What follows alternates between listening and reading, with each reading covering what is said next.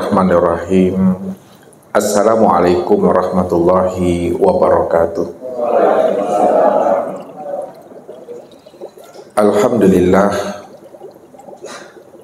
Alhamdulillahilladzi nawwir qulubana binuri ma'rifati wal yakin wa adkhilna ma'al awliya'i was solihin. Wassalatu wassalamu ala sayyidina Muhammadin nabiyyi sayyidil mursalin wa ala alihi wa sahbihi rasulillahi ajma'in. Faqala Allah ta'ala bil Qur'anil Karim, a'udzu billahi minasyaitonir rajim, bismillahirrahmanirrahim. Sanurihim ayatina fil afaq wa fi anfusihim hatta yatabayyana lahum annahul haqq. Wa fil ardi ayatul lil mukminin wa fi anfusikum afala tubsirun. Shadaqallahul azim. Bapak Ibu, saudara-saudaraku jamaah Tauhid Rabbani Jawa Timur, Surabaya yang dirahmati Allah. Tiada seida kata dan semulia ucapan, marilah kita senantiasa bersyukur, berzikir dan bertafakur kepada Allah Azza wa Jalla yang menggenggam jiwa raga kita dalam setiap waktu, setiap saat, bahkan setiap detik daripada perjalanan kehidupan kita di alam dunia ini, tidak lepas daripada pengawalan dan pengawasan Allah Rabbul Izzati. Wa rabbuka bikulli syai'in hafiz.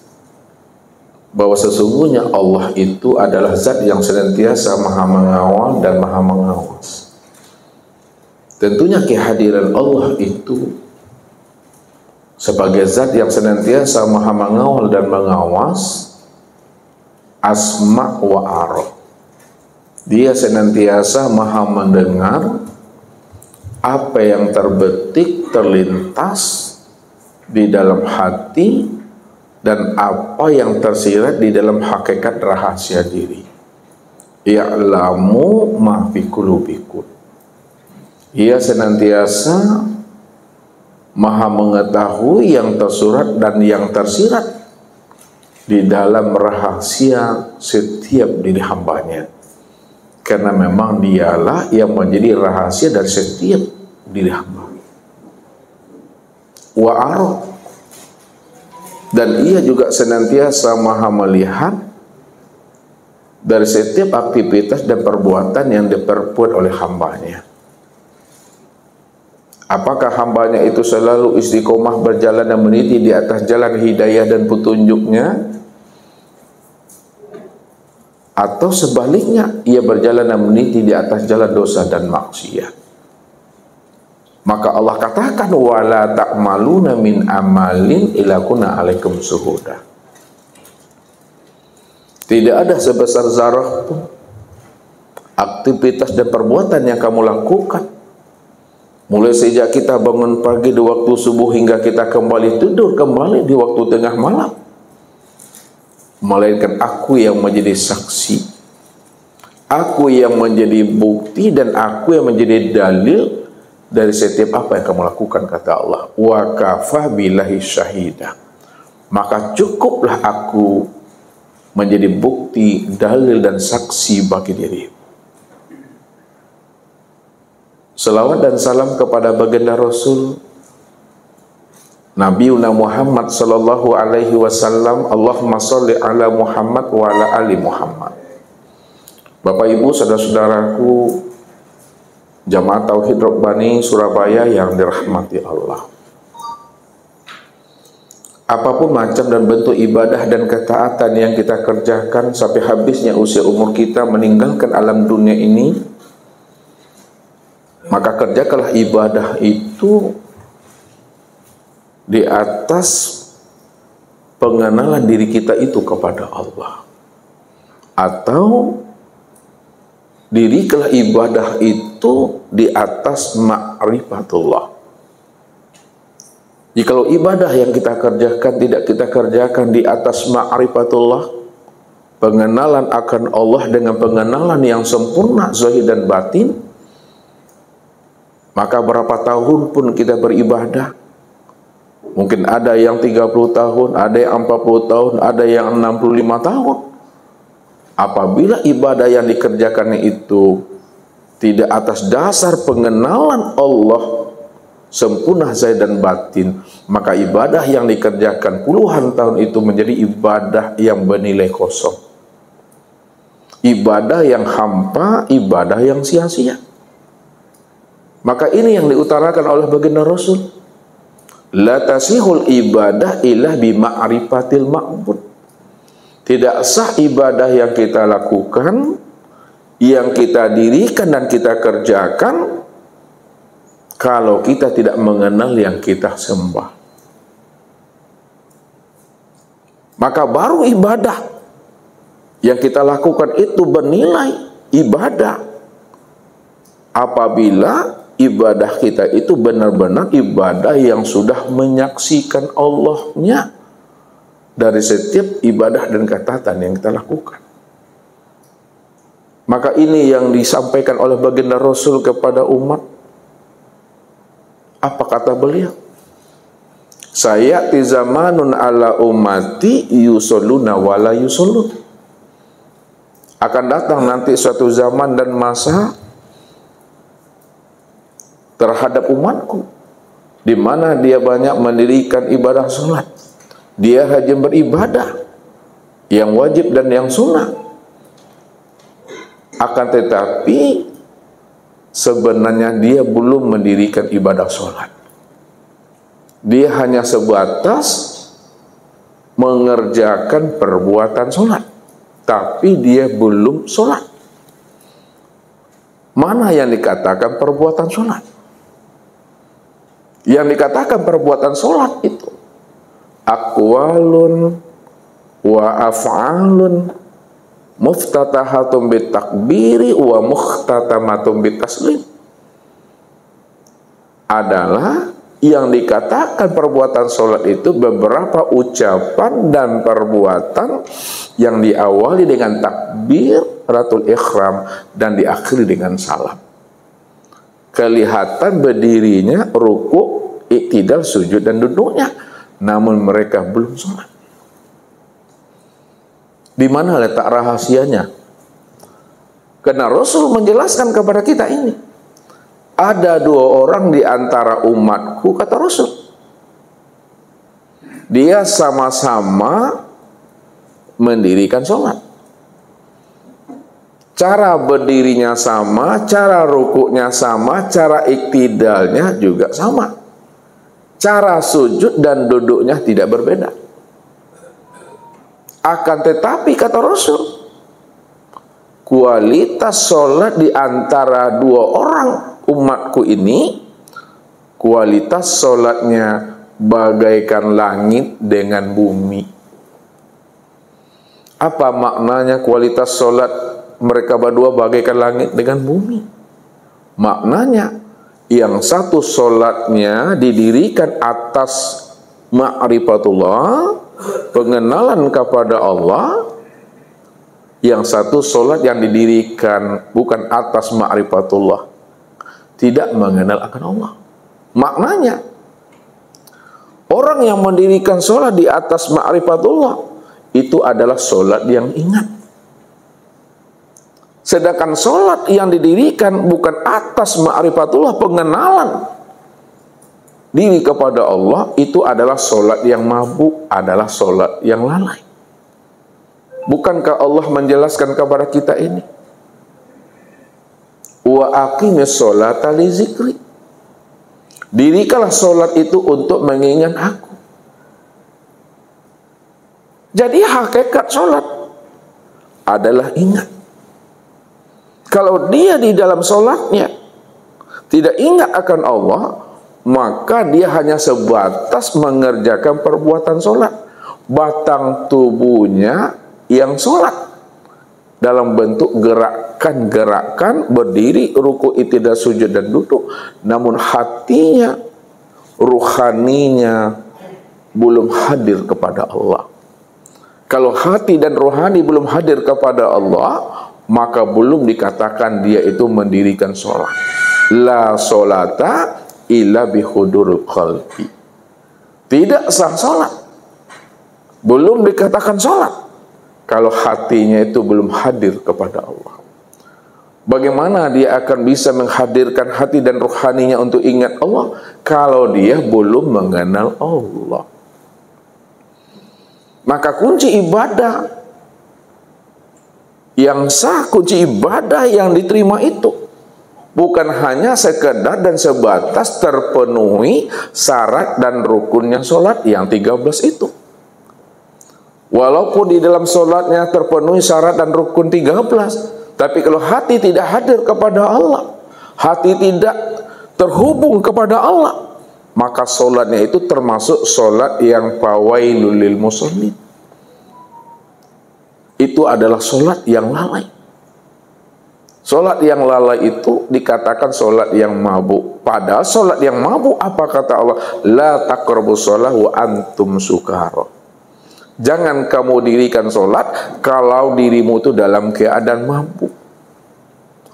Mabuk bukan karena dia minum minuman keras, tapi mabuk karena dia tidak mengenal akan hakikat rahasia sholat.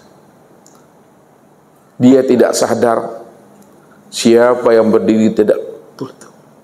Dia tidak memahami siapa yang ruku, siapa yang i'tidal, siapa yang sujud, dan siapa yang duduk. Ketika mereka tidak mengenal dan memahami hakikat tumaknina yang berdiri, ruku, i'tidal, sujud dan duduk, itu adalah solat yang mabuk, solat yang fawailul lil musallin.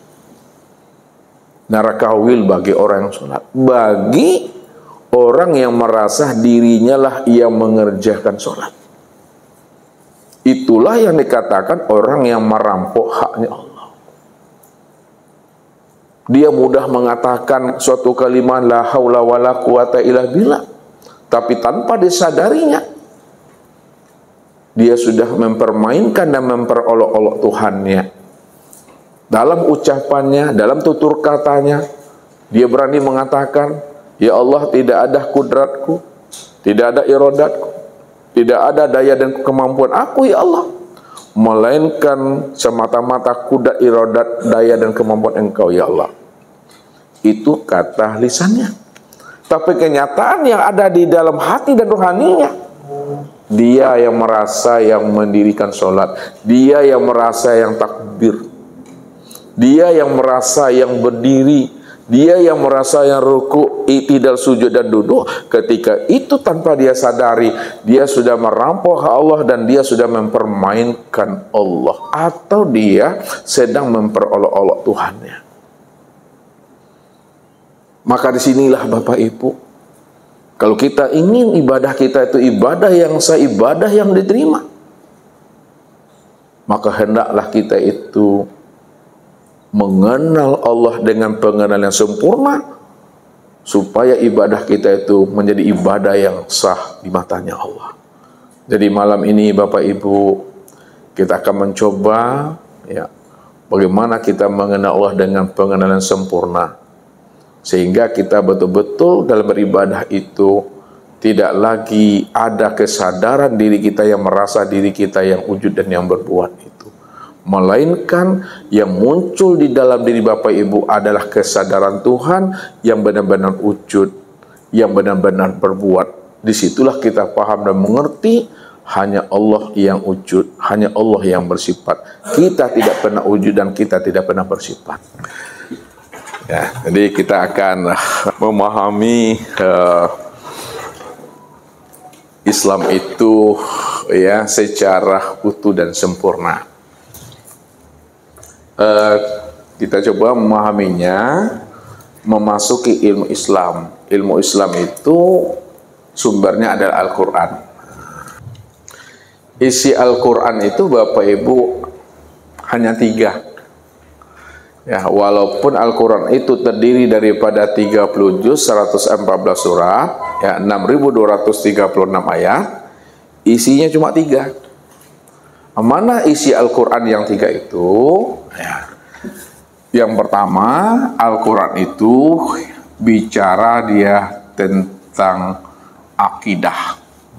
Akidah. Yang kedua, dia bicara tentang ibadah. Yang ketiga, dia bicara tentang akhlak. Ini isi Al-Quran. Akidah, ibadah, dan akhlak. Rasulullah menyampaikan kepada umat ini, ya, bahwa akidah yang dihantarkan oleh Al-Quran, maka Nabi menyebutnya dengan iman. Nabi menyebutnya dengan iman. Ibadah yang disampaikan oleh Al-Quran, maka Nabi menyebutnya dengan Islam.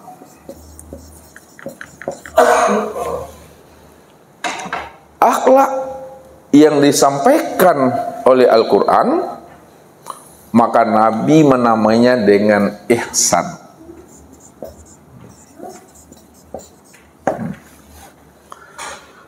Jadi ibadah di dalam Al-Quran, Islam menurut Nabi. Akhlak menurut Al-Quran, ihsan dalam penyampaian Nabi. Akidah menurut Al-Quran, iman dalam pandangan Nabi. Yang kedua, apa ilmu yang mempelajari tentang akidah, ibadah, dan akhlak? Sebagai sumber hukum tadi. Ilmu yang berbicara tentang ibadah, tentang Islam, ini yang disebut namanya ilmu syariat. Sedangkan ilmu yang berbicara tentang akhlak dan ihsan, ini disebut namanya dengan thariqat. Dan ilmu yang berbicara tentang akidah dan iman, inilah yang dimaksud namanya dengan hakikat. Jadi syariat itu berbicara tentang ibadah, berbicara tentang Islam. Thariqat itu berbicara tentang akhlak dan ihsan. Hakikat itu berbicara tentang akidah dan iman. Jadi ilmu yang berbicara tentang syariat, ibadah dan Islam itu, inilah yang dihantarkan oleh para ulama yang disebut namanya dengan ilmu fikih. Jadi ilmu fikih itu ilmu yang berbicara tentang aturan, hukum-hukum syar'i, hukum-hukum syarak, hukum-hukum taklifi, halal, haram, sah, batal, mubah. Ya. Dia berbicara tentang sholat, dia berbicara tentang puasa, tentang zakat, tentang haji, tentang kurban. Ya, berbicara dengan tentang muamalah, tentang nikah. Ya. Semuanya itu yang disebut namanya ilmu fikih. Makanya ilmu fikih itu jangkauannya, ranahnya, yang kena hukum halal, haram, sah, dan batal itu berkaitan langsung Bapak Ibu pada tubuh jasmani. Nih, pada tubuh jasmani. Maka tubuh ini yang kena hukum. Kalau tangan ini mencuri, maka tangan itulah yang kena hukum. Karena memang tangan yang nampak kelihatannya mencuri. Tangan yang kena potong. Itu ilmu fikih. Yang kedua, ilmu thariqat yang berbicara tentang akhlak dan ihsan, maka disebutlah namanya dengan tasawuf. Tasawuf. Jadi ilmu tasawuf itu ranahnya dia berbicara tentang seluk-beluk hati. Seluk-beluk hati. Bagaimana pemahamannya? Kalaulah batang tubuh kita ini Bapak Ibu bagus syariatnya, ya, hadisnya sahih, hadisnya mutawatir, bagus fisik ini. Namun apabila hatinya itu ujub, hatinya itu dengki, sum'ah, ghibah, dan namimah, maka apapun macam bentuk ibadah yang diperbuat oleh anggota tubuh ini menjadi ibadah yang hampa dan sia-sia. Kenapa? Karena hatinya itu kafir. Makanya supaya hati kita itu benar-benar ada sifat sabarnya, ada sifat ikhlasnya, ada sifat ridhonya, ada sifat tawaduknya dan tadaruknya, wajib kita memahami namanya ilmu tarikat tasawuf, supaya hati kita itu ada sifat tawadu, tawakal, sifat namanya sabar dan ikhlas itu. Tidak ada lagi namanya dendam-dendam kusumat, tidak ada lagi namanya sifat dengki itu. Kan sia-sia amal ibadah kita, Bapak Ibu.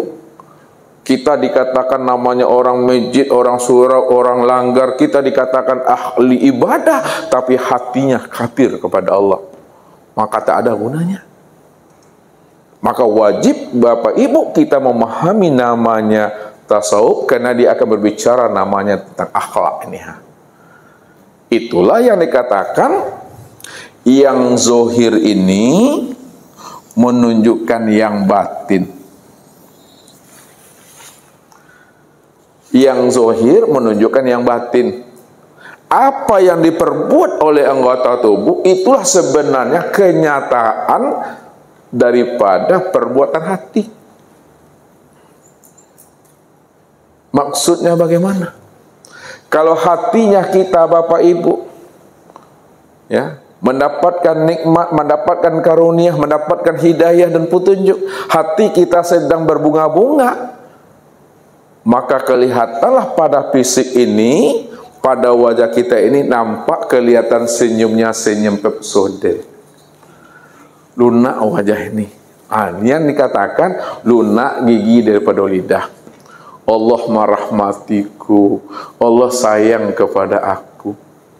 Kenapa kita mengatakan Allah merahmatiku, Allah sayang kepada aku? Karena hati ini sedang berbunga-bunga, sedang senang mendapatkan nikmat dan karunia.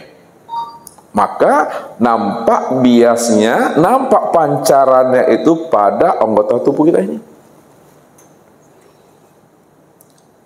Akan tetapi apabila hati kita ini bermasalah, mendapatkan ujian yang bertubi-tubi, anak sakit, suami bermasalah, suami baik, istri lari, bermasalah, maka ketika hati bermasalah juga nampak kelihatannya pada fisik ini, nampak wajah tuh manyun aja.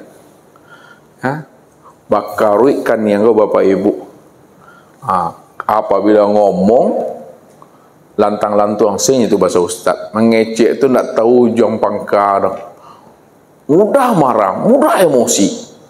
Kenapa mudah marah dan emosi? Karena hatinya ini bermasalah. Inilah yang Ustaz katakan, apa yang diperbuat oleh anggota tubuh inilah kenyataan daripada perbuatan hati sebenarnya. Makanya Nabi Isa, Bapak Ibu, ketika beliau membawa anak muridnya jalan-jalan sore, maka Nabi Isa dan muridnya ini berjumpalah dengan sesosok hewan yang telah membangkai. Lalu apa kata anak muridnya sambil ngomong dengan Nabi Isa?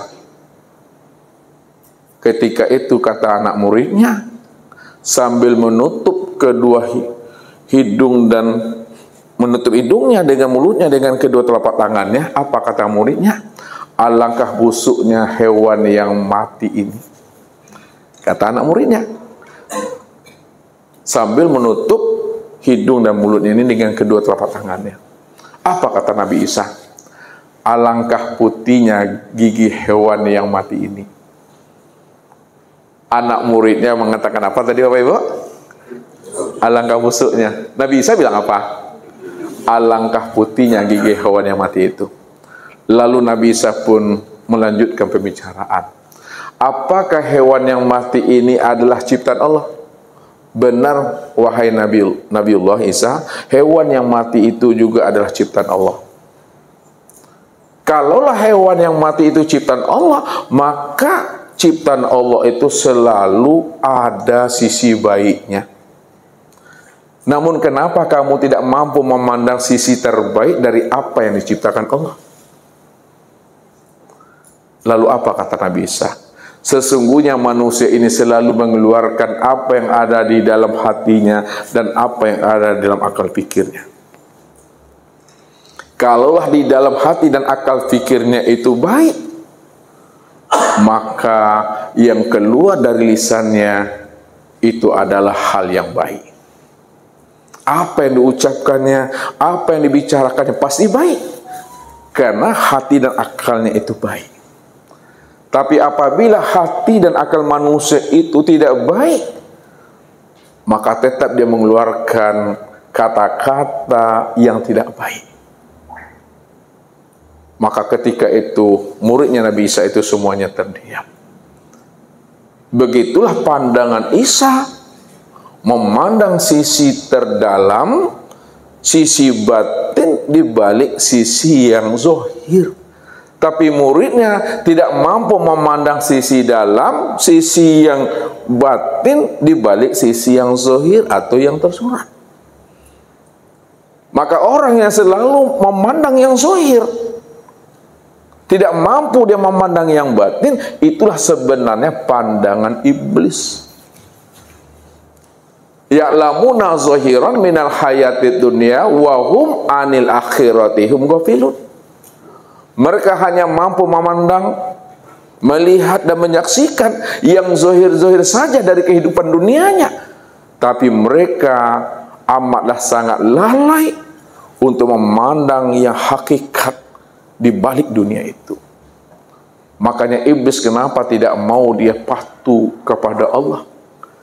Pada saat Allah memerintahkan kepada iblis, wahai iblis, wahai Adam, sujudlah kamu ya kepada Adam. Kata Allah kepada iblis dan kata Allah kepada malaikat, sujudlah kamu kepada Adam. Lalu malaikat sujud kepada Adam, Bapak Ibu. Iblis tidak mau sujud kepada Adam. Lalu dia protes, ya Allah, untuk apa aku mesti sujud kepada Adam, ya Allah? Khalaqtani minan nari wa khalaqtahu min tin. Bukankah engkau ciptakan aku daripada api dan Adam engkau ciptakan daripada tanah? Mana yang lebih mulia asal kejadian aku api dibandingkan asal kejadian Adam daripada tanah? Ketika dia memandang Adam itu dari sisi zahir, penciptaan dan kejadiannya berasal daripada tanah, dan dia memandang dirinya asal kejadiannya daripada api, maka iblis di situ tidak mau sujud kepada Adam atas perintah Allah. Ana khairu minhu, aku lebih baik daripada dirinya. Sedangkan malaikat sujud dia kepada Adam atas perintah Allah, karena malaikat mampu memandang sisi batin, malaikat mampu memandang sisi yang tersirat di balik sisi yang zahir daripada diri Adam. Wa fi anfusikum afalah tubsirun. Pada dirimu kenapa tidak kamu pikirkan? Mestinya Bapak Ibu, Tuhannya iblis siapa? Tuhannya malaikat? Tuhannya Adam?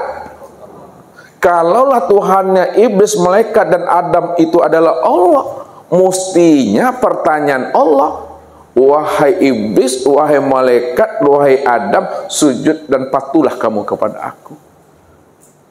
Tapi kenapa Allah tidak mengatakan itu?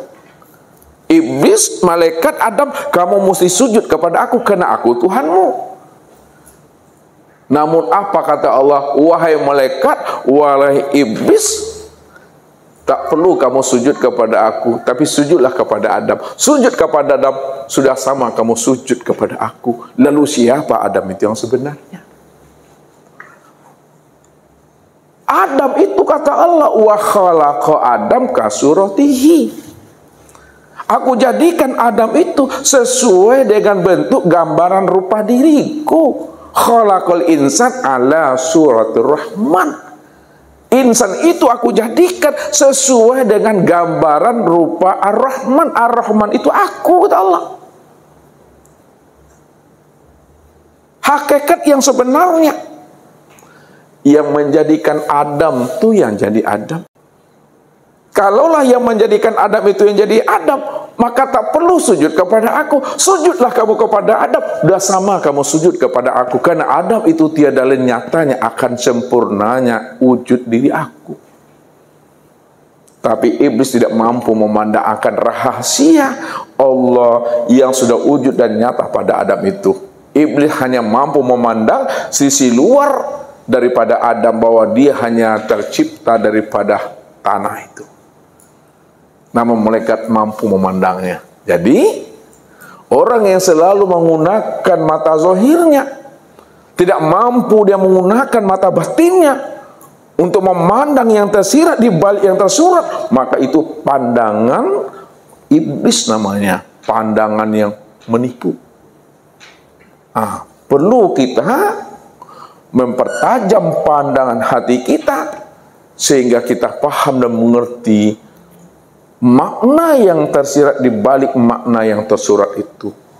Makanya Bapak Ibu wajib pandai membaca yang tersurat, wajib pula pandai mengkaji yang tersirat.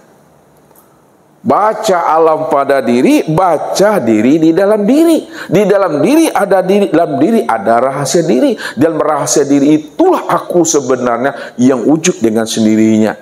Akulah sebenarnya yang menjadi akan rahasia alam, dan akulah sebenarnya yang sempurna menjadi akan rahasia dirimu, kata Allah. Karena aku yang awal, aku yang akhir, aku yang zahir dan aku yang batin, hanya aku semata-mata, selain aku tidak pernah ada. La ilaha illahu kullu syai'in halikun illa wajahahu. Tidak ada yang wujud dan yang nyata, melainkan yang wujud dan yang nyata pada alam dan pada dirimu itu aku, kata Allah. Kullu syai'in halikun, tiap-tiap segala sesuatu hakikatnya tidak pernah ada, illa wajahu, yang ada itu aku. Akulah yang wujud dan nyata pada sekalian alam, dan sekalian alam itulah nyatanya akan dirimu. Wa fi anfusikum afala tubsirun. Kenapa tidak kamu pikirkan akan wujud kesempurnaan aku pada dirimu, kata Allah. Ini tasawuf. Yang ketiga Bapak Ibu,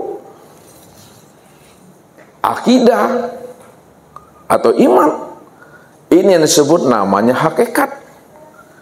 Apa ilmu hakikat itu yang bicara tentang iman dan akidah? Inilah yang disebut namanya ilmu tauhid.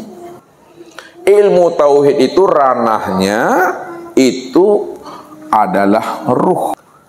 Maka wajib kita memurnikan ibadah dan ketaatan kita itu hanya Allah semata-mata. Wa'budullaha wa la tusyriku bihi syai'a. Sembahlah Allah dan jangan kamu mempersekutukan Allah dengan sesuatu. Tauhid itu maknanya mengesahkan Allah, memurnikan Allah. Apa makna mengesahkan dan memurnikan Allah? Makna mengesahkan dan memurnikan Allah itu jangan disandingkan Allah dengan sesuatu yang tidak pernah ada. Kalau sesuatu itu hakikatnya tidak pernah ada, maka jangan disandingkan aku dengan sesuatu yang tidak pernah ada, karena yang ada punya aku. Kalau kamu sandingkan aku dengan sesuatu yang tidak pernah ada, padahal yang ada itu aku, disitulah letaknya syirik itu. Jadi syirik itu Bapak Ibu, makna hakikatnya jangan sampai ada diri yang lain selain dirinya. Kalau masih ada diri yang lain selain dirinya, Allah wujud, kita juga merasa wujud. Allah hayat, kita juga merasa hidup. Allah sama basar, kita juga merasa melihat dan mendengar. Allah kalam ilmu, kita merasa pula diri kita ini berkata dan mengetahui. Allah kudat dan iradat, kita merasa pula diri kita ini kuasa dan berkehendak. Disitulah ada diri yang lain selain pada diri. Itu yang syirik. Syirik itulah yang dikatakan namanya najis. Innamal musyrikuna najasun. Sesungguhnya orang yang musyrik itu adalah najis. Di mana letak najisnya? Ketika dia tidak mampu mengenal akan Allah yang wujud dan nyata pada segala yang ada, sempurna pada dirinya. Pada saat dia tidak mengenal akan Allah, hanya dia satu-satunya, di situ letaknya syirik itu. Maka ilmu tauhid itu berbicara tentang ruh itu yang sebenarnya. Karena yang berbuat syirik itu pada diri kita adalah ruh. Kalau ruh ini sudah berbuat syirik, maka barulah nyata ruh itu berbuat syirik tercermin pada hati ini. Ketika hati ini sudah tercermin perbuatan syirik, maka zahirlah perbuatan syirik itu pada bentuk perbuatannya, fiilnya itulah dia. Disitulah dia merasa yang wujud, melihat dan mendengar itu. Maka ilmu ini Bapak Ibu wajib kita tuntut, wajib kita pelajari. Kalau kita sudah tuntut ilmu ini, sudah kita pelajari ilmu dengan baik, maka kesempurnaan ilmu syariat fikih, kesempurnaan ilmu tarekat tasawuf, dan kesempurnaan ilmu hakikat tauhid, sempurnalah dia pada ilmu ma'rifat hikmah. Pada ilmu ma'rifat. Ilmu ma'rifat itu yang katakan namanya hikmah. Maka orang yang sudah memahami akan ilmu ma'rifat hikmah, barulah terbuka namanya sir. Sir apa artinya Bapak Ibu? Rahasia. Terbukalah rahasia ruh, terbukalah rahasia hati, terbukalah rahasia tubuh. Apa maknanya terbuka rahasia ruh, hati dan tubuh? Rupanya tubuh inilah sebenarnya tempat memandang nyatanya af'al Allah. Tubuh kita ini tempat memandang nyatanya af'al Allah. Ini yang Allah katakan, wallahu khalaqakum wa ma ta'malun. Kul kullu min indillah, ma indakum yanfadu wa ma indallahi baqi. Apa maknanya?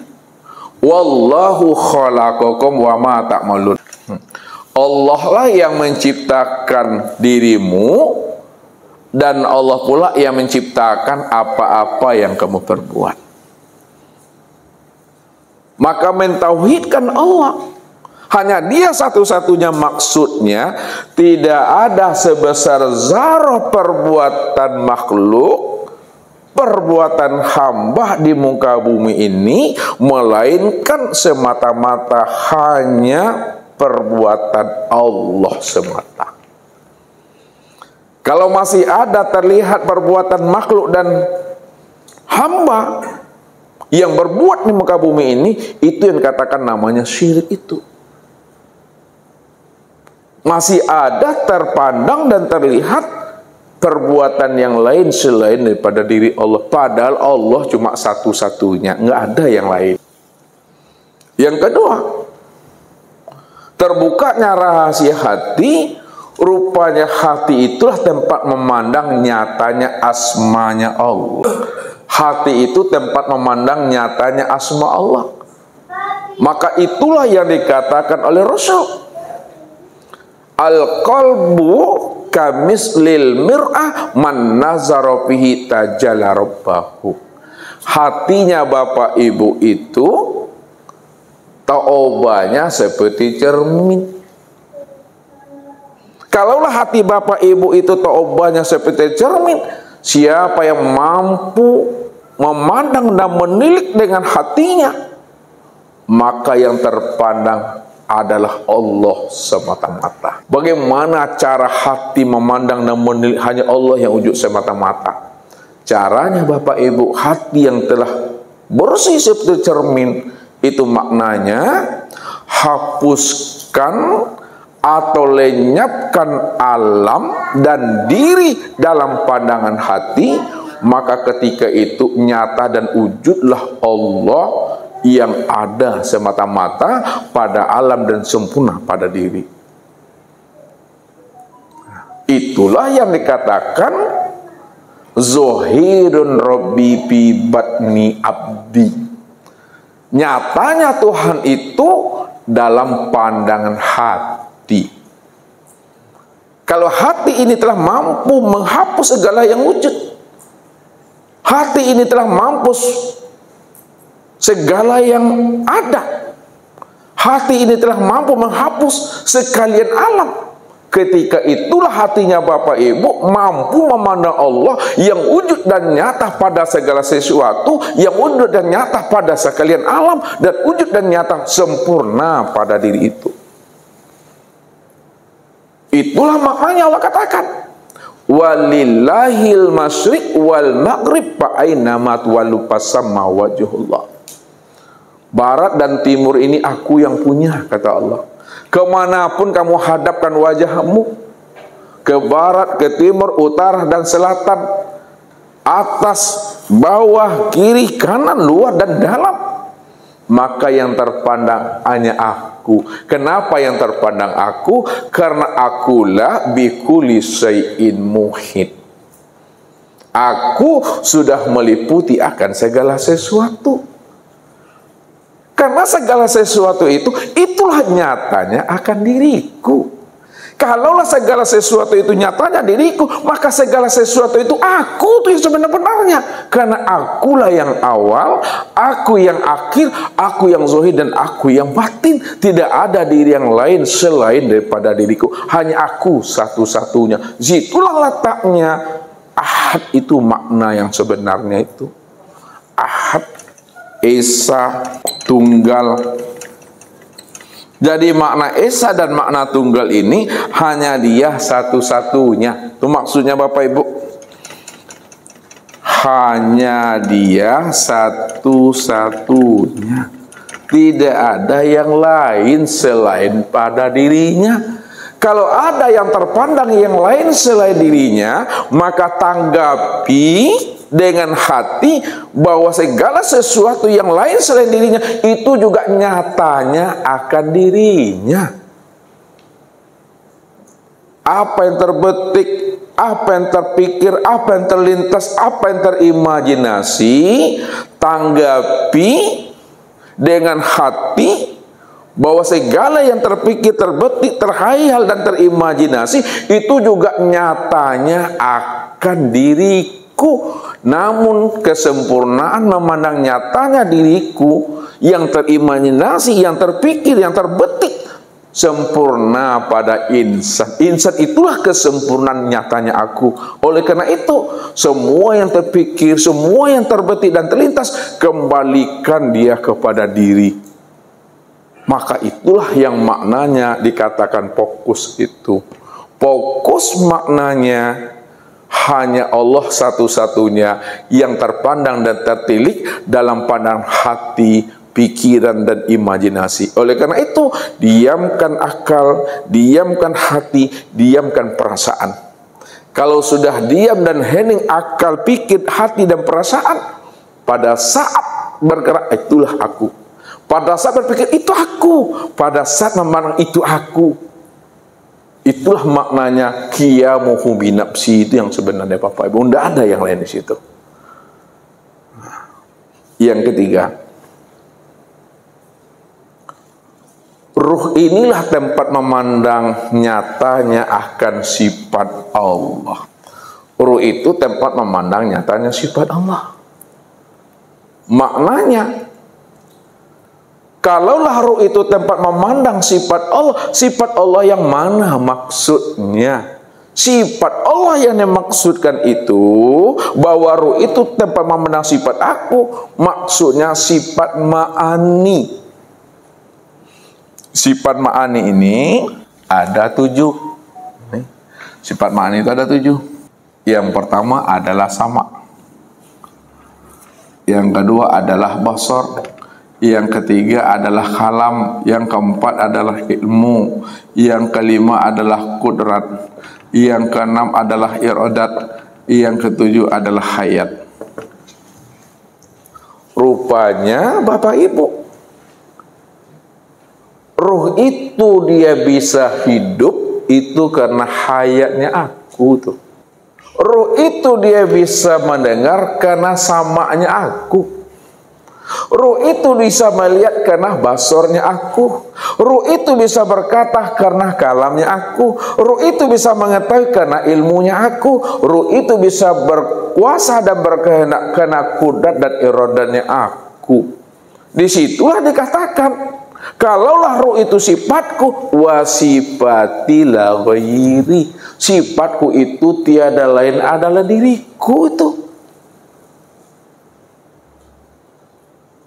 Maka orang yang telah mampu memandang akan hakikat sejati dirinya, itu tiada lain adalah ruh. Ruh itu tidak lain adalah sifat Allah.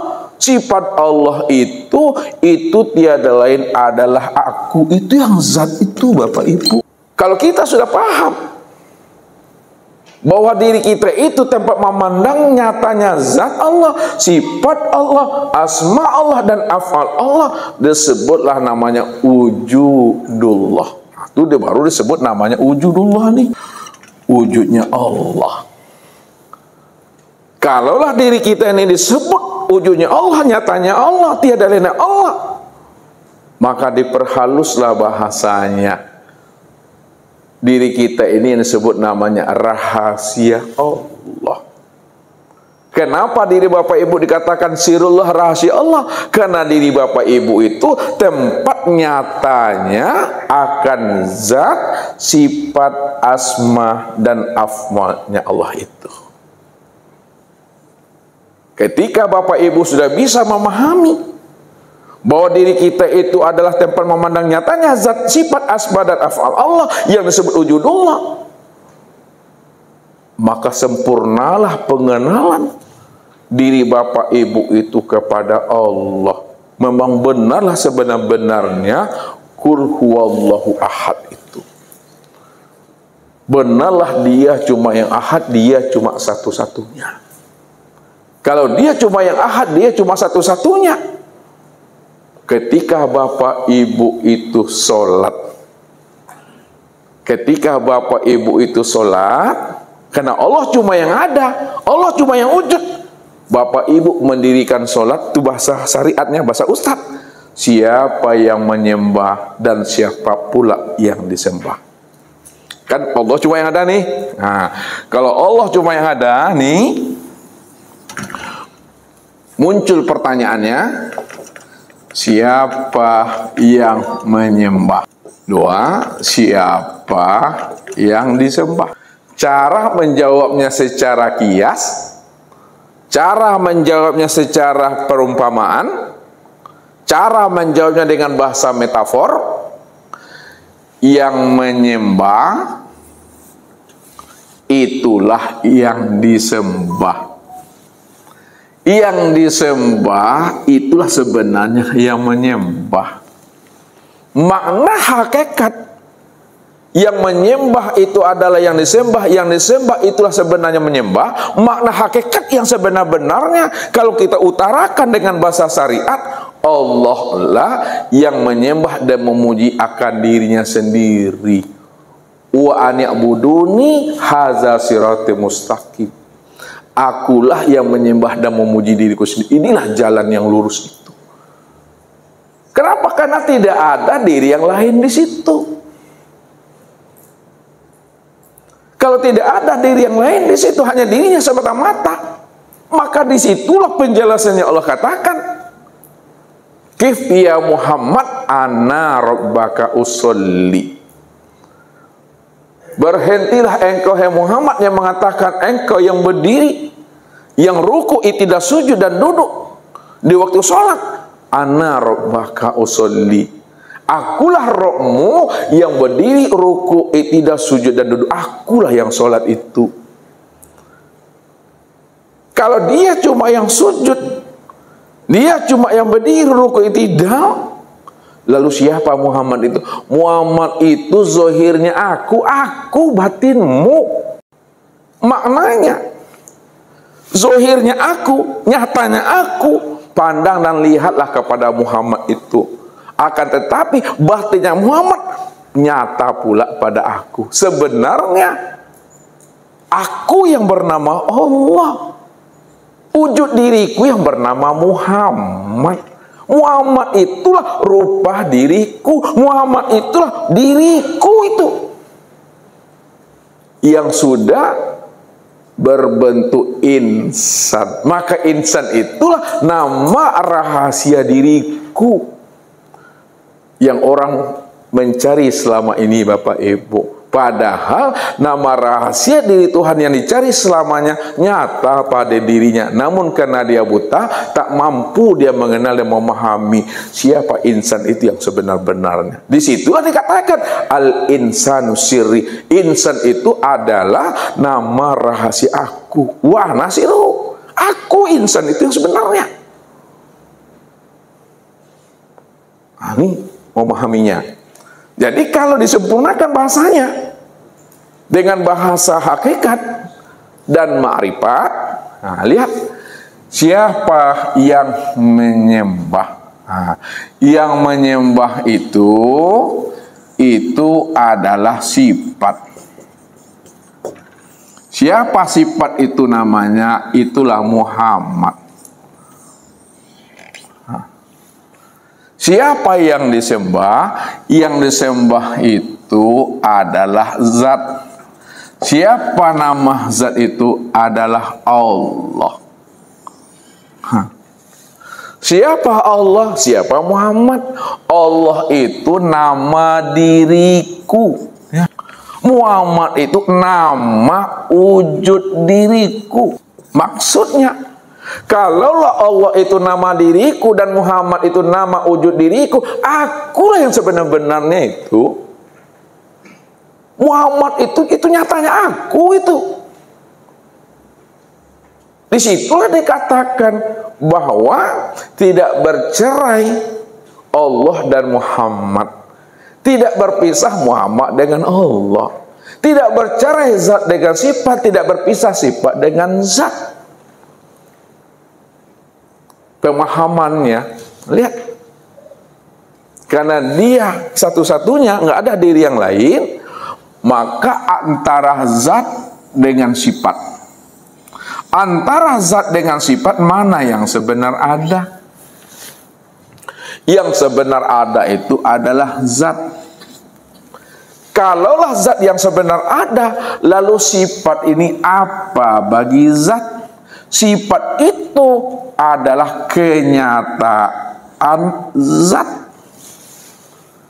Kalaulah sifat itu tempat memandang kenyataan zat, maka patrikalah ke dalam hati Bapak Ibu, sesungguhnya sifat itulah yang sebenar-benarnya zat itu. Ya, sifat itu yang sebenar-benarnya zat itu. Nah, sekarang kita alihkan dia kepada namanya. Zat itu bernama Allah, sifat itu bernama Muhammad. Antara Allah dan Muhammad mana yang sebenar ada? Yang sebenar ada itu adalah Allah. Kalau Allah yang sebenar ada, lalu Muhammad itu apa bagi Allah? Muhammad itu kenyataan Allah. Kalaulah Muhammad itu kenyataan Allah, maka patrikalah ke dalam hati, Muhammad itulah yang sebenar-benarnya Allah itu. Itulah kesimpulannya. Ustaz katakan tadi, Allah itu nama diriku, Muhammad itu nama wujud diriku. Aku juga yang menanggungnya tuh. Aku yang menanggung zatku sendiri, aku yang menanggung sifatku sendiri, aku yang menanggung asmaku sendiri, aku yang menanggung af'al aku sendiri. Makna menanggung, akulah yang wujud semata-mata, tidak ada lagi wujud yang lain selain pada diri aku itu. Kalau ada diri yang lain selain daripada diri aku, maka pahamilah, sadarilah bahwa yang wujud selain aku itu juga adalah bentuk lain daripada aku. Pandanglah bentuk lain daripada aku, itulah tajali-tajalinya aku. Kenyataan-kenyataan untuk memandang nyatanya aku. Bahasa kiasnya, kita ini taobahnya setetes dari sebuah lautan. Apa maknanya kita ini setetes dari sebuah lautan? Maknanya yang setetes dari sebuah lautan itu adalah Nur Muhammad. Nur Muhammad itulah bahagian tajalih nyatanya diri Allah itu. Di situ dijelaskan oleh Nabi, ana minallah wal mu'minuna minni, ana minallah wal alam minni. Aku langsung daripada Allah, sedangkan alam dan orang beriman daripada diriku. Maka Nur Muhammad itulah yang dikatakan setetes dari sebuah lautan. Dari Nur Muhammad itu jadilah sekalian alam. Dari Nur Muhammad itu jadilah segala sesuatu. Dalam bentuk rupa yang berbeda, wujud yang lain, itu tiada lain adalah Nur Muhammad. Sedangkan Nur Muhammad itu tempat memandang nyatanya akan diri Allah. Kalau Nur Muhammad itu tempat memandang nyatanya diri Allah, kesempurnaan memandang nyatanya diri Allah pada Nur Muhammad itu yang disebut namanya dengan insan. Insan itulah kesempurnaan tempat memandangnya aku yang sebenar-benarnya. Situ letaknya itu. Nggak ada di yang lain melainkan hanya dia semata-mata. Ini kalau ada duduk pemahamannya kita, ini yang disebut namanya amal ma'rifat. Amal ma'rifat diturunkan ke dalam bahasa hakikat adalah amal yang sudah menyaksikan Allah di atas segala-galanya. Makanya orang-orang arifin, orang-orang arif billah, orang-orang kasab selalu menjelaskan la na'budu rabbana lam yara. Kami tidak akan sembah Tuhan itu kalau Tuhan yang kami sembah itu belum kami menyaksikannya. Tapi kalau Tuhan yang kami sembah sudah kami saksikan, barulah Tuhan itu kami ibadati, barulah kami sembah. Tapi kalau belum disaksikan, kami tidak akan menyembahnya. Rupanya Tuhan yang disembah oleh Bapak Ibu, Tuhan yang kita sembah itu bukan Tuhan yang gaib, bukan Tuhan yang batin. Tuhan yang kita sembah itu adalah Tuhan yang benar-benar wujud, yang benar-benar nyata, yang benar-benar terang, yang benar-benar zohir, bukan Tuhan yang tidak jelas. Kalau kita sudah paham Tuhan yang kita sembah itu yang benar-benar wujud, terang, zohir dan nyata, disitulah kita sadar dan mengerti diri kita inilah yang batin, diri kita inilah yang gaib, diri kita ini nggak pernah ada, yang wujud dan yang nyata hanya Allah itu. Ya, jadi jangan dipandang Allah itu gaib, jangan dipandang Allah itu batin. Kalau ada orang masih memandang Allah itu gaib dan batin, karena dia belum mengenal. Kenapa? Dalam pandangan hati dan akalnya Allah itu gaib dan batin, padahal yang gaib dan batin itu adalah dirinya. Cuma mereka tidak memahaminya. Tapi kalau mereka sudah memahami akan rasa dirinya tidak ada, disitulah dia sadar yang batin, yang gaib adalah aku, yang zahir dan yang nyata adalah Allah.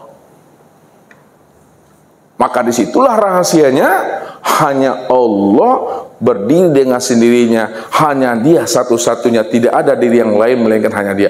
Ini yang kita itikadkan dalam satu kalimat, fa'lam annahu la ilaha illallah.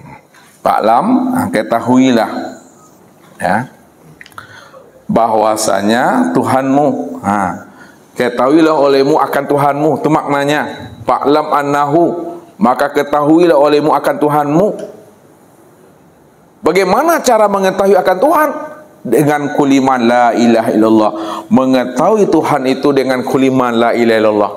Bagaimana cara Bapak Ibu mengetahui Allah itu dengan kuliman la ilaha illallah? Kuliman la ilaha illallah itu ada yang nafinya, ada yang isbatnya. La ilaha ini disebut namanya dengan nafi. Nafi itu mentiadakan.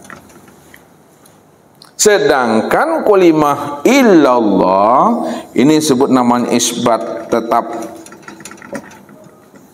menyatakan yang tetap itu hanya Allah. Kalaulah mengetahui Allah yang kita imani itu dengan kalimah la ilaha illallah. Ada yang nafi, ada yang isbat. Yang nafi adalah la ilaha illallah, itu adalah isbat. Pertanyaannya, mana yang kita nafikan dan mana yang kita isbatkan pada diri? Yang kita nafikan pada diri itu adalah tubuh dan nyawa, atau tubuh yang kasar dan tubuh yang halus. Itu yang dinafikan. Tidak ada tubuh yang kasar, tidak ada pula tubuh yang halus pada diri ini. Kalau sudah kita nafikan itu, lalu isbatkan. Mana yang diisbatkan pada diri? Illallah. Yang kita isbatkan pada diri, itulah yang dikatakan rahasia dan zat itu. Nih, yang kita isbatkan itu adalah rahasia dan zat. Melainkan yang sebenar-benar wujud dan yang nyata pada diri yang kasar dan diri yang halus itu tiada lain adalah Allah semata-mata. Kalau diperdalam maknanya, yang kita isbatkan itu tidak ada yang wujud pada kulit, pada daging, pada urat, pada tulang, pada hati, pada limpa, jantung, ruh dan sir, melainkan yang sebenar-benar wujud pada kulit, daging, urat, tulang, limpa, hati, jantung, rabuh, ruh dan sir hanya Allah semata-mata. Hanya Allah semata-mata. Rupa insan. Itu memandangnya. Makanya ketika Bapak Ibu sebelum takbiratul ihram sudah menyaksikan Allah yang nyata dan wujud sempurna pada diri kita ini. Ini yang disebut namanya di dalam sholat, namanya adalah maqam mi'raj. Maqam mi'raj. Mi'raj itu maknanya naik. Apa maksudnya naik? Naiknya pandangan hati dari memandang alam, dari memandang sesuatu kepada memandang Allah. Maksudnya, ketika kita belum takbir batul ihram, sebelum kita angkat tangan, terpandang diri ini yang berdiri. Terpandang imam, terpandang makmum, terpandang sejadah, terpandang kipas angin, terpandang segala sesuatu. Ini sebelum takbir. Tapi ketika pandangan hati telah mampu memandang Allah, ya, pada alam dan pada diri, sudah nyata dan sudah terlihat nyata senyata-nyatanya Allah pada alam dan pada diri, pada imam, pada sejadah. Ketika itu angkatlah tangan, Allahu Akbar. Disitulah maknanya menyembah Allah itu mesti sampai pada puncak ru'yatullah, menyaksikan Allah. Siapa solatnya tidak menyaksikan Allah, ini bahasa hakikat. Siapa yang solatnya tidak menyaksikan Allah, maka solatnya batal secara hakikat. Walaupun secara syariatnya sah karena terpenuhi syarat dan rukunnya, kan nampak dia berdiri. Tapi secara hakikat, solat yang tidak menyaksikan Allah itu solat yang batal. Apa sebabnya? Karena dia tidak mengenal yang dia sembah. Inilah yang dimaksud oleh Nabi, sayati zamanun ala ummati yusalluna wa yusallun. Berapa banyak orang yang sholat nanti di antara umatku, sebenarnya dia belum sholat. Kenapa? Karena dia belum mengenal yang dia sembah. Makanya orang yang makrifat, syaratnya itu liqa tuh. Orang makrifat itu syaratnya liqa, berjumpa. Orang yang liqa itu syaratnya musyahadah, menyaksikan. Syarat yang musyahadah menyaksikan itu adalah bermuwajahah, bertatap wajah. Tidak mungkin orang itu bertatap wajah tanpa penyaksian. Tidak mungkin orang itu berliqa tanpa penyaksian. Dan tidak mungkin orang itu mengenal tanpa berjumpa dan berliku tadi. Maka syaratnya tadi bermuajahah, bermusahadah dan berliku itu adalah ma'rifat. Maka dikatakan solat yang sah, solat yang benar, solat yang diterima adalah solat yang mengenal Allah dengan pengenalan sempurna zahir dan batin itu. Barulah itu solat yang disebut solat yang ma'rifat, solat yang telah mengenal. Kalau tidak, kamin qa'imin hazumin solati at-tabu wan nasab, berapa banyak orang yang mendirikan solat yang wajib dan yang sunnah, ia tidak mendapatkan apa-apa dari solatnya melainkan hanya rasa capek, letih dan paneksinya. Bapak Ibu, itu hampa yang sebenarnya. Kalau bahasa ustaznya, orang yang tak kicua di nantarang namanya. Kiasnya, dia rajin pergi ke sawah, dia rajin pergi ke kebun, dia rajin pergi ke ladang, tapi hasilnya dia ke sawah, ke kebun dan ke ladang tak ada manfaat dan faedahnya.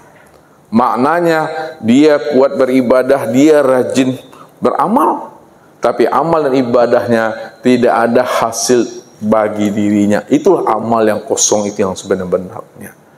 Ini wajib dipelajari itu. Jadi 3 ilmu inilah sebenarnya isi Al-Quran yang dijelaskan oleh Nabi. Makanya hadis itu sebagai bayan terhadap Al-Quran. Ya, jadi kesimpulannya Bapak Ibu, karena ini nggak bisa ditulis-tulis lagi, ya. Tubuh kita inilah tempat memandang sifat jamalullah. Tubuh Bapak Ibu itu tempat memandang sifat jamalullah. Kalaulah tubuh kita tempat memandang sifat jamalullah, maka bungkuslah tubuh ini dengan ilmu syariat fikih. Nah, beri dia pakaian tubuh itu adalah ilmu syariat fikih, supaya dia selalu terikat di dalam aturan hukum syarak. Itu dia, supaya nampak indahnya.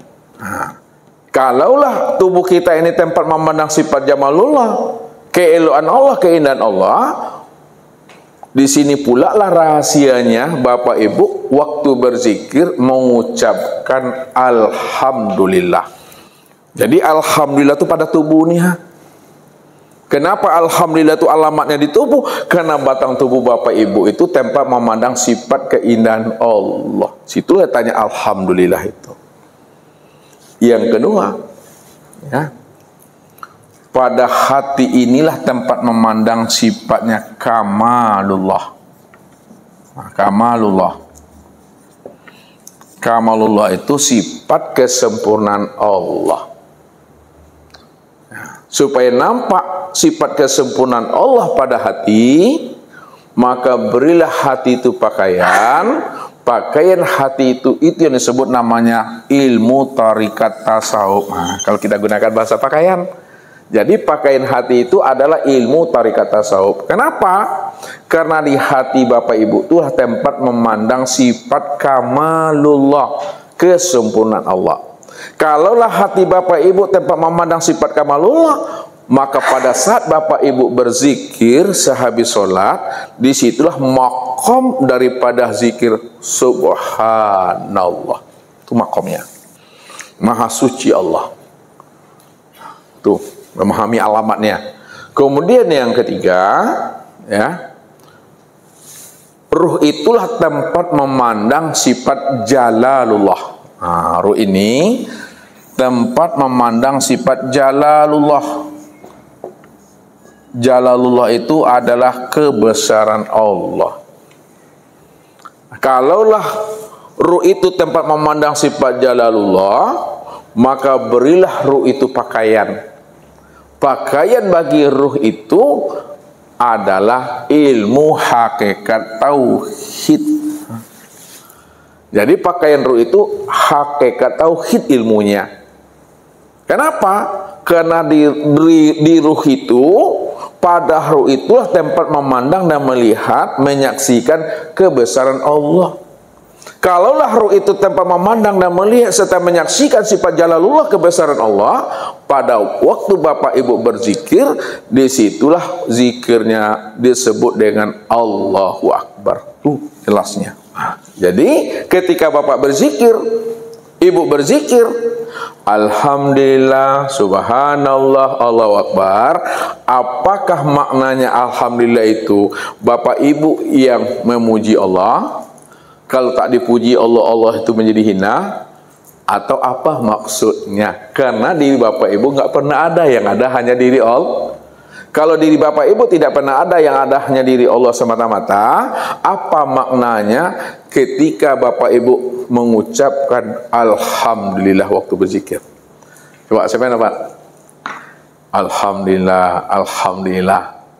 Apakah bapak ibu yang memuji Allah? Kalau bapak ibu yang memuji Allah, berarti ada dua wujud di situ. Sedangkan diri bapak ibu tadi tidak ada. Kalau diri bapak ibu tidak ada, yang ada hanya Allah, maka ketika bapak ibu membaca Alhamdulillah, itu maksudnya bukan kita memuji Allah.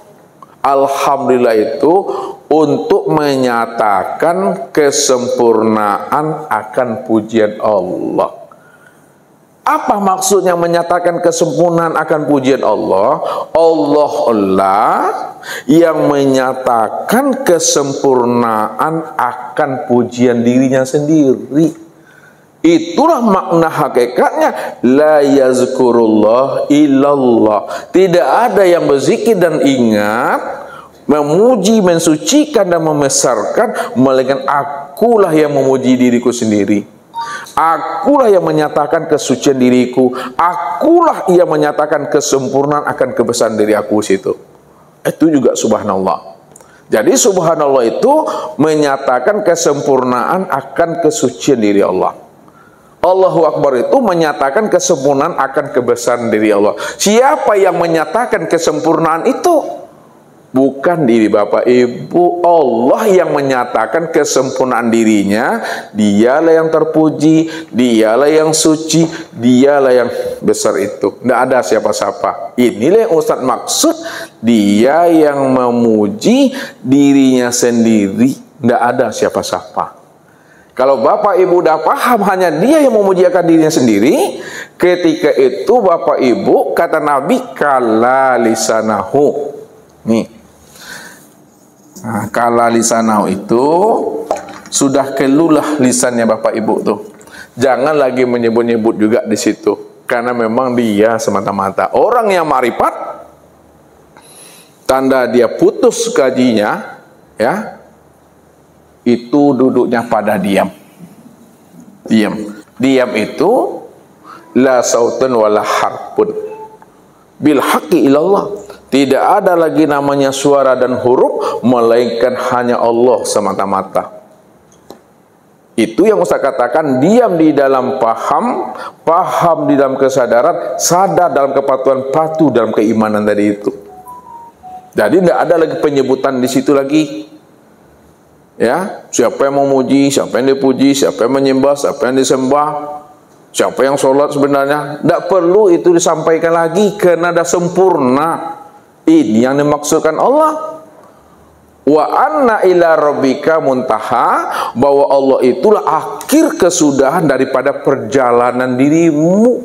Kalau kamu sudah berjumpa dengan Allah, maka terhentilah di situ. Kenapa terhenti? Pada saat kamu berjumpa dengan Allah, maka dirimu pun lebur di dalam wujud keesaan Allah. Tak ada di bapak ibu di situ.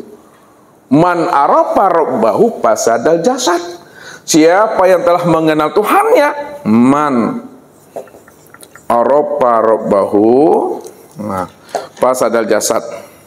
Barang siapa yang telah mengenal Tuhannya, bahwa Allah itulah yang wujud, itu maksudnya Allah itu yang sama, Allah itu yang basar, Allah itu yang kalam, Allah itu yang ilmu, Allah itu yang kudrat, Allah itu yang iradat, Allah itu yang hayat, Allah itu yang awal, Allah itu yang akhir, Allah itu yang zahir, Allah itu yang batin.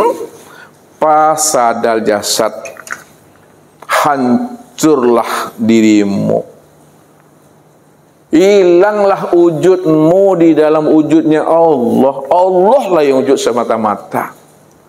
Hilanglah pendengaranmu di dalam samanya Allah, Allah yang mendengar semata-mata.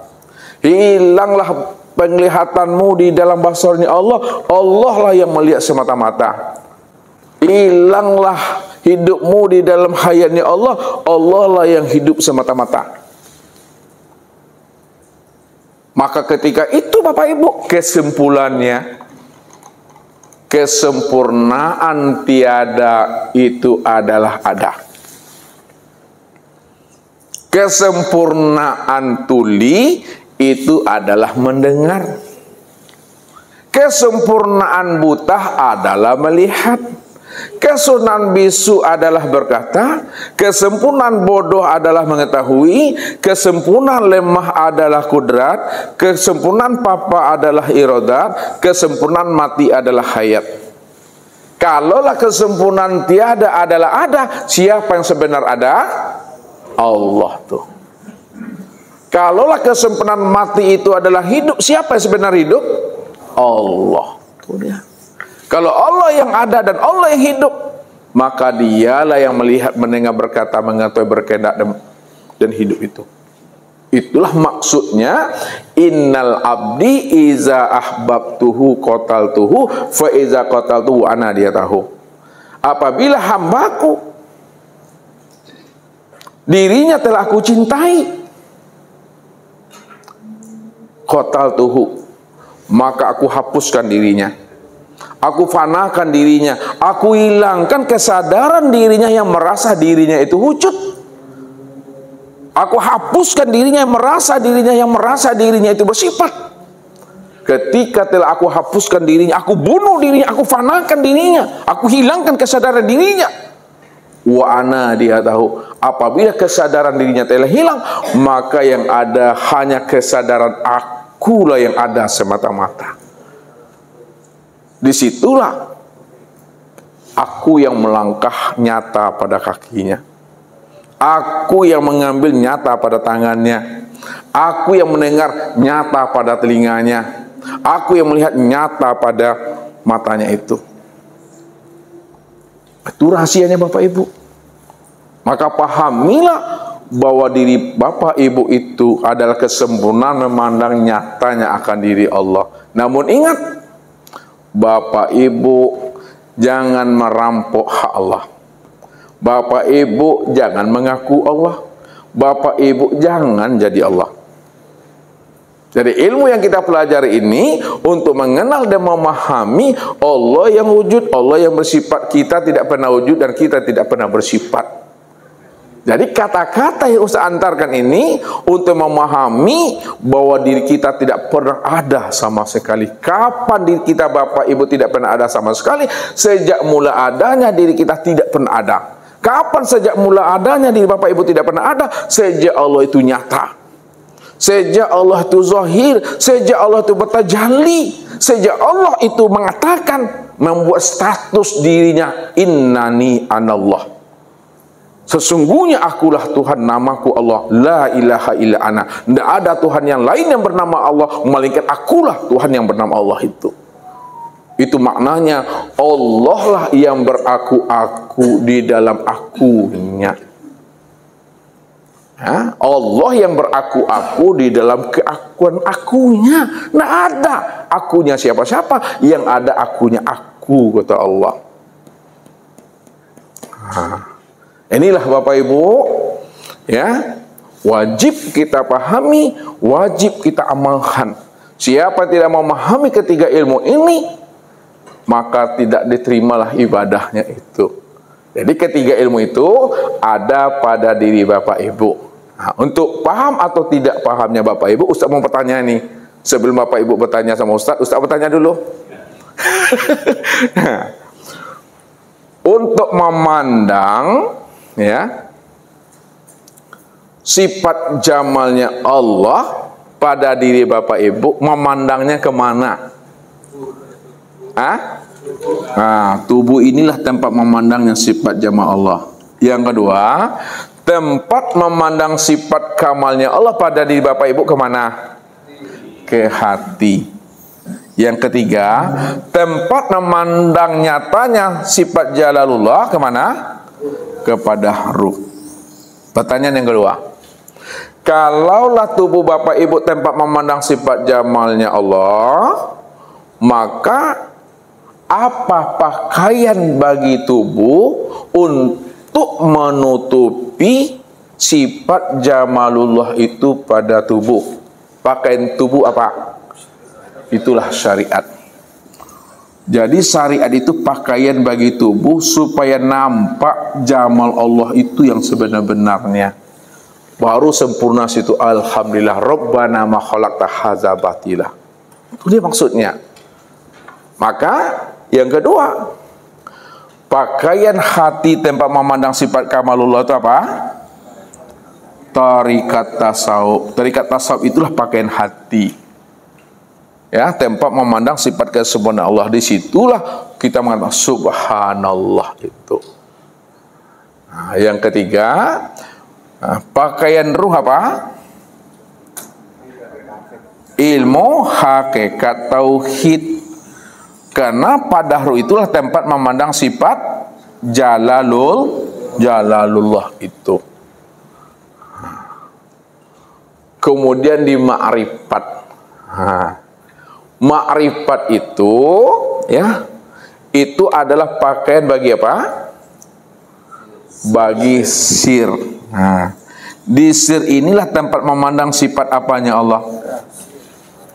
Ya, sir ini tempat memandang sifat apanya Allah, Bapak Ibu. Ini kan belum terjawab ini nih. Sir. Kalau ini jamalullah, kamalullah, jalalullah. Tinggal lagi di sini. Sir inilah tempat memandang sifat qaharullah. Ketika Bapak Ibu sudah bisa memandang sifat qaharnya Allah pada sir yang nyata pada zat, maka disitulah Bapak Ibu mengucapkan kalimat apa? La haula wala quwata. Sifat hauqala tu. La haula wala quwata illa billah. Itulah sempurnanya itu Bapak Ibu. Jadi kesimpulan untuk memahami syariat, tarikat, hakikat dan makrifat, lihat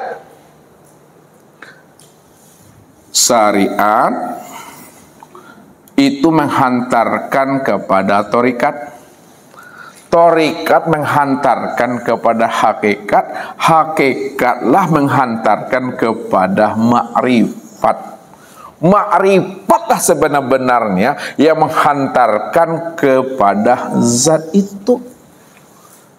Oleh karena itu, syariat, torikat dan hakikat ada di dalam makrifat. Orang yang sudah bermakrifat, yang sudah mengenal zat Allah, maka orang makrifat itu sempurnalah hakikatnya, sempurnalah torikatnya, sempurna pula syariatnya. Sempurnanya syariatnya itu pada batang tubuhnya, sempurnanya tarikatnya itu pada hatinya, sempurnanya hakikatnya itu pada ruhnya, sempurnanya ma'rifatnya itu pada sirnya. Sir itulah sebenar-benarnya tempat memandang dan melihat zat itu yang semata-mata. Rupanya zat itulah yang disebut rahasia diri Bapak Ibu yang dikatakan wujudullah. Ya, zat itulah yang dikatakan rahasia diri Bapak Ibu yang disebut wujudullah. Nyatanya Allah itu. Kalau udah paham, sembunyikan, rahasiakan diri Allah itu, jangan disebut-sebut. Ya, jangan disebut-sebut. Rahasiakanlah diriku kepada dirimu, walaupun dirimu bukanlah dirimu, akan tetapi nyatanya akan diriku. Nah, jadi gunakanlah ke dalam bahasa syariat. Ini dia. Nah, dalam bahasa syariat maka disebut namanya hamba. Hamba apa? Hamba Allah. Tuh dia. Ya, insan itu diri Bapak Ibu secara bahasa syariat disebut namanya hamba Allah. Nah, insan itu disebut dalam bahasa tarikat disebut apa? Miratillah. Apa artinya itu? Cermin Allah.